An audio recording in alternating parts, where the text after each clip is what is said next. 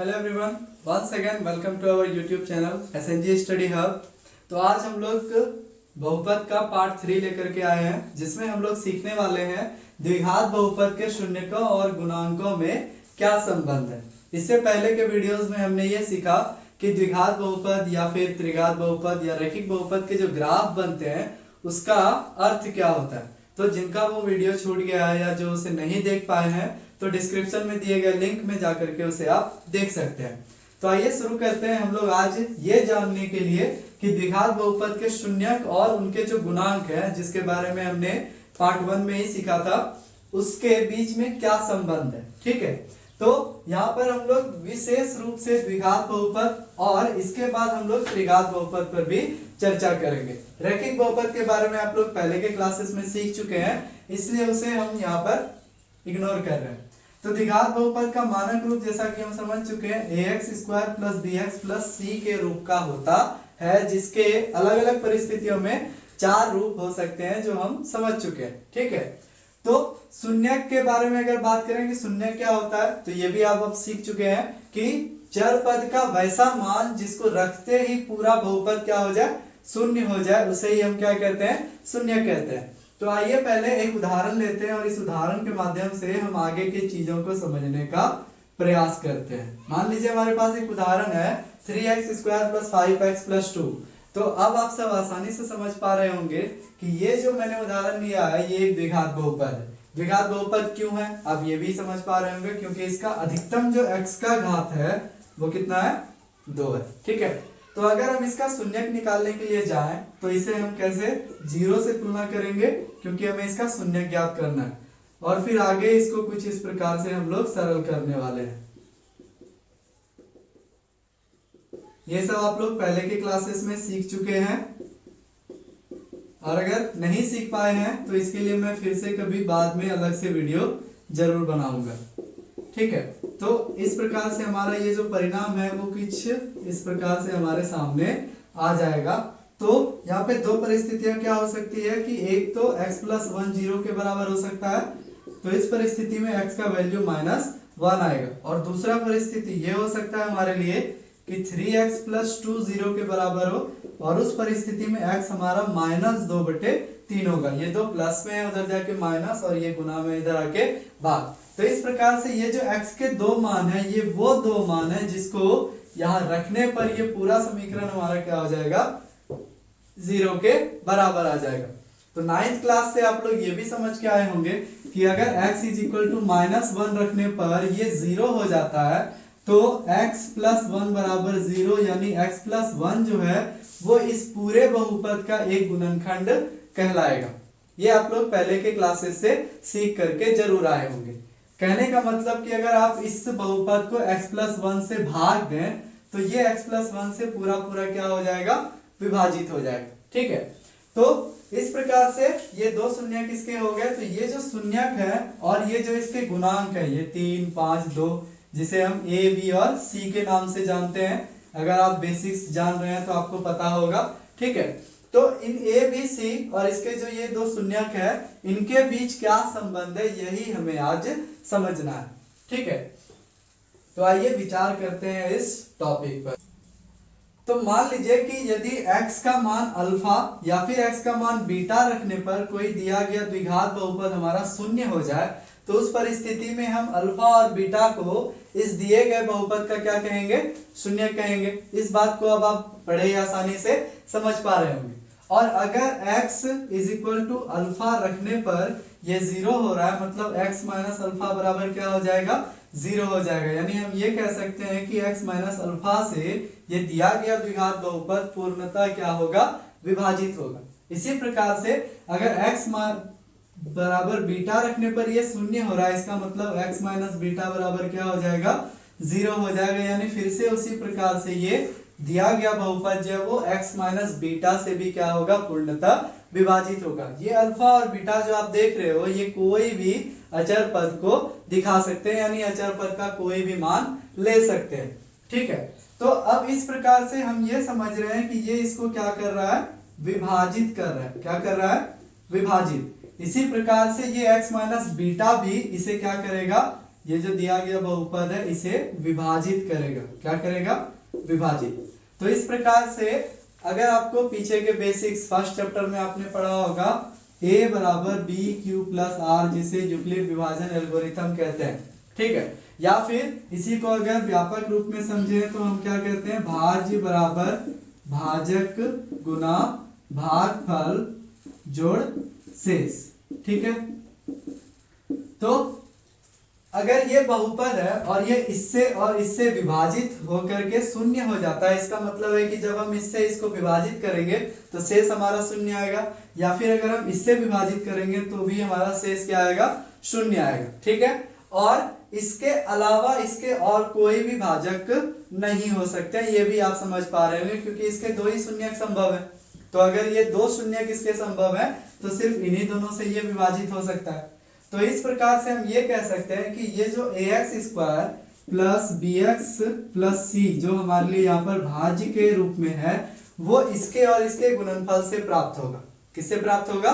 इसके और इसके गुणनफल से। इस चीज को हम लोग एक उदाहरण के माध्यम से समझने का प्रयास करेंगे, ठीक है। तो अभी अभी हमने जो एक प्रश्न देखा था, क्या 3x square plus 5x plus 2 is equal to 0, जब इसका हम लोग गुणनखंड कर रहे थे तो हमें परिणाम 3x plus 2 into x plus 1 के रूप में प्राप्त हुआ था। तो ये और ये दोनों एक ही चीज है, इस चीज को आप समझ पा रहे होंगे। इसी चीज को हमने सरल करते हुए ये रूप पाया था। इसका मतलब क्या हुआ कि अगर हम इसे सरल करेंगे तो हमें फिर से यही चीज प्राप्त हो जाएगा, ठीक है। तो ये चीज यहाँ पर आपको समझना जरूरी है कि कोई भी द्विघात बहुपद जो है उसे हम उसके शून्यकों के गुणनफल से प्राप्त कर सकते हैं। कहने का मतलब क्या है कि अगर इसे हम गुना करें तो अगर इनमें कुछ भी कॉमन नहीं है, ठीक है, कुछ भी कॉमन नहीं है तो कम से कम एक तो कॉमन जरूर होगा। ये चीज आप समझ पा रहे हैं कि किसी भी संख्या में कुछ भी कॉमन ना रहे तो एक कॉमन जरूर रहता है। और अगर एक के अलावा कोई संख्या कॉमन हो, वो भी संभावनाएं हो सकती है। तो हम ये मान के चलते हैं कि k कोई ऐसा अचर पद है जो इनमें उभयनिष्ठ है। जो इनमें क्या है? उभयनिष्ठ। अगर कुछ भी उभयनिष्ठ नहीं है तो k का वैल्यू 1 हो जाएगा, और अगर कुछ उभयनिष्ठ है तो वो k का वैल्यू होगा, ठीक है। तो मान लिया हमने कि k इनमें क्या है? उभयनिष्ठ है, तब इसे गुना करने पर हमें फिर से यही रूप देखने को मिलेगा। यानी हम ये कह सकते हैं कि कोई भी द्विघात बहुपद जो है वो इस रूप में हो सकता है, अगर उसके शून्यकों से उसका हम संबंध दिखाना चाहें तो अगर इसे सरल किया जाए तो हम क्या लिख सकते हैं इसे, k into x square minus alpha plus beta into x plus alpha into beta. यानी कोई भी द्विघात बहुपद जो है ax स्क्वायर प्लस bx के रूप का होता है, जिसे हम इस रूप में भी लिख सकते हैं, ठीक है। यानी कि इस रूप से हम इस रूप में आ सकते हैं बहुपद को लेकर के, और अगर हम चाहें तो उसे इस रूप से लेकर के इस रूप में भी आ सकते हैं। तो यहाँ पर अब आप देख पा रहे होंगे अल्फा प्लस बीटा आ रहा है, और यहाँ पर ये अल्फा इंटू बीटा आ रहा है। ये जो प्लस और इंटू आ रहा है, जब आप इसको सरल करोगे तो आपको ये परिणाम प्राप्त हो जाएगा, जो आप आसानी से कर सकते हैं। तो यहाँ पर ये जो अल्फा और बीटा का प्लस है, इसका कहने का मतलब क्या है कि हम यहाँ पर अल्फा और बीटा को जोड़ रहे हैं। क्या कर रहे हैं? जोड़ रहे हैं, यानी इसके शून्यकों को हम यहाँ पर जोड़ रहे हैं, और यहाँ पर हम इसके शून्यकों को क्या कर रहे हैं? गुणनफल ज्ञात कर रहे हैं, है ना। अल्फा इंटू बीटा यानी इसका गुणनफल ज्ञात कर रहे हैं। तो इस प्रकार से आप देख सकते हैं कि ये जो है b के जगह पर आ रहा है। अल्फा प्लस बीटा किसके जगह पे आ रहा है? b के जगह पे। और अल्फा इंटू बीटा जो आ रहा है वो किसके जगह पे आ रहा है? c के जगह पर आ रहा है, क्योंकि इसमें कोई चर पद नहीं है, ठीक है। और a के जगह पे यहाँ पे कुछ नहीं है, तो अभी फिलहाल 1 है, वो परिस्थितियों के हिसाब से कुछ और वैल्यू भी ले सकता है। तो अब ये a b c और ये अल्फा प्लस बीटा और अल्फा इंटू बीटा, इसमें क्या संबंध है ये हम समझेंगे, ठीक है। तो ये जो आप रूप देख रहे हैं, इस प्रकार से आप कोई भी द्विघात बहुपद बना सकते हैं यदि आपको दो चीज पता हो, अल्फा प्लस बीटा और अल्फा इंटू बीटा। यानी द्विघात बहुपद के शून्यकों का योगफल और उसके शून्यकों का गुणनफल अगर आपको ज्ञात हो तो आप उसके मदद से द्विघात बहुपद बना सकते हैं, ठीक है। वो भी हम लोग सीखेंगे। तो अब देखते हैं कि इसके शून्यक और गुणांक में संबंध क्या है और कुछ उदाहरण के माध्यम से उसे हम जांच करने का भी प्रयास करेंगे। तो अगर द्विघात बहुपद के शून्यक जो है वो अल्फा और बीटा होंगे तो इनके शून्यकों का जो योगफल होगा यानी अल्फा प्लस बीटा का जो मान होगा वो माइनस एक्स का गुणांक बटे एक्स स्क्वायर के गुणांक के अनुपात के बराबर होता है। ठीक है, यहाँ पर आपको ये ध्यान देना है कि ये माइनस सूत्र का है। ठीक है, और यहाँ पर आपको x का गुणांक देखना है। तो अगर इससे हम इसकी तुलना करें तो यहाँ पे x का गुणांक कितना है प्लस का b और एक्स स्क्वायर का गुणांक जो है इसके आगे कुछ नहीं है तो यहाँ भी प्लस है तो प्लस का a। तो अगर माइनस और प्लस का b लिखें तो माइनस प्लस माइनस हो जाएगा, इसलिए ये फॉर्मूला हमें अल्फा प्लस बीटा बराबर माइनस बी बाय ए के रूप में प्राप्त होता है। यानी किसी भी द्विघात बहुपद के शून्यक का जो योगफल होगा वो माइनस बी बटे ए के बराबर होगा। ठीक है, और इसके शून्यकों का जो गुणनफल होता है वो अचर पद बटे एक्स स्क्वायर का गुणांक होता है। अचर पद यानी कि c और एक्स स्क्वायर का गुणांक यानी फिर से a, इसलिए अल्फा इंटू बीटा बराबर क्या हो गया c बार a हो जाता है। तो अगर कोई द्विघात बहुपद का आप शून्यक निकालते हो तो उनके शून्यकों और इसके गुणांक के बीच ये संबंध अवश्य आपको देखने को मिलेगा। और अगर आपका ये परिणाम नहीं आ रहा है इसका मतलब आपने शून्यक निकालने में कहीं कोई गलती की है। आइए इसे समझने के लिए हम एक उदाहरण को देखते हैं। जैसे अगर हम इसका शून्यक निकालें x square plus 7x plus 10 का, तो इसे हम किस प्रकार से सरल करेंगे, x square plus 5x plus 2x plus 10 is equal to 0।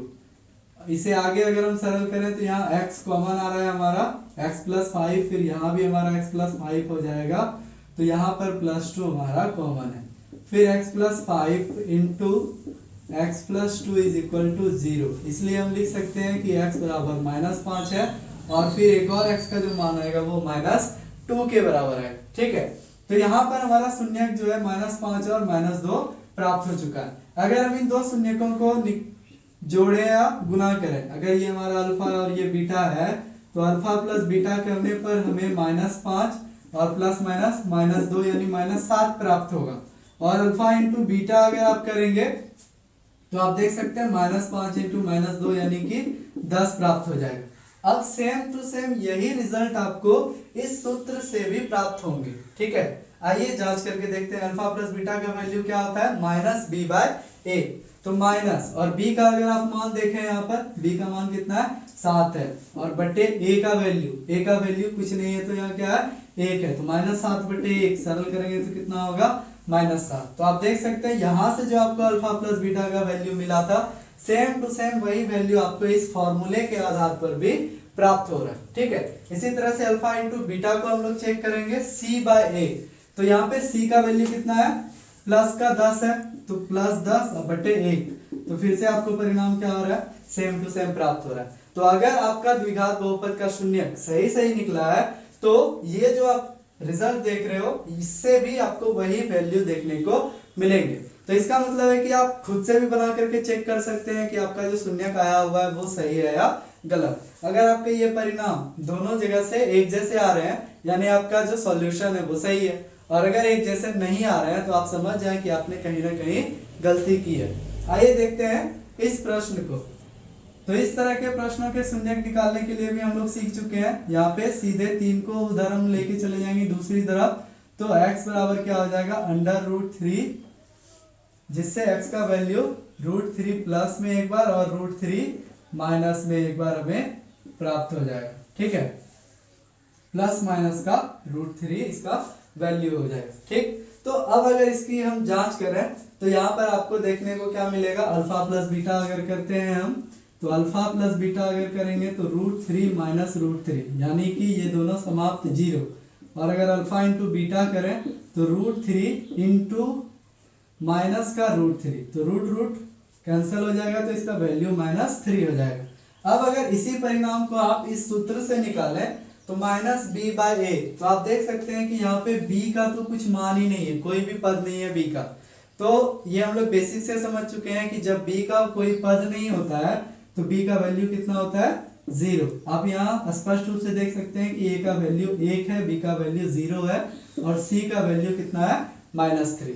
ठीक है, तो अगर आप यहाँ पे माइनस बी बाय ए करो तो माइनस बी बाई ए अगर आप करेंगे तो माइनस 0/1, यानी जिसका वैल्यू कितना हो जाएगा 0। ठीक है, और अगर आप सी बाई ए करते हैं अल्फा इंटू बीटा, तो आप क्या करेंगे -3/1, यानी वैल्यू आपका -3। तो आप फिर से देख सकते हैं कि जो आपका अल्फा प्लस बीटा यहां से आया था वही सेम टू सेम वैल्यू आपका फॉर्मूले के आधार पर भी आ रहा है। जो आपका अल्फा इंटू बीटा यहां से आया था वही सेम टू सेम आपको इस फॉर्मूले से भी देखने को मिल रहा है। तो इस प्रकार से ये दो संबंध आपको ध्यान में रखने हैं, द्विघात बहुपद के शून्यक और उनके गुणांकों के बीच के। इस पर आधारित आपको प्रश्न भी पूछे जाते हैं। तो अब ये कुछ प्रश्न है आपके लिए।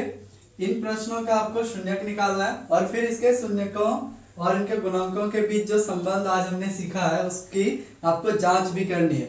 और अगर आपको किसी तरह की समस्या हो तो कमेंट बॉक्स में कमेंट करके जरूर बताएं, ताकि हम आपके उस समस्या का सॉल्यूशन फिर से लेकर के आ सके। तो आज के वीडियो में हमने जो सीखा वो क्या था कि द्विघात बहुपद के शून्यकों और गुणांकों में क्या संबंध है। आगे आने वाले वीडियोस में हम लोग सीखेंगे कि किस प्रकार से अगर हमें द्विघात बहुपद के शून्यकों का योगफल और गुणनफल दिया हो तो हम द्विघात बहुपद उससे कैसे ज्ञात कर सकते हैं। और इसके अलावा हम लोग त्रिघात बहुपद के शून्यकों और उसके गुणांकों के बीच भी संबंध देखेंगे। अगर आपको आज का ये वीडियो अच्छा लगा हो, समझ में आया हो, तो हमारे वीडियो को अधिक से अधिक स्टूडेंट्स तक शेयर करें और हमारे चैनल को सब्सक्राइब करना ना भूलें। Thank you for watching the video.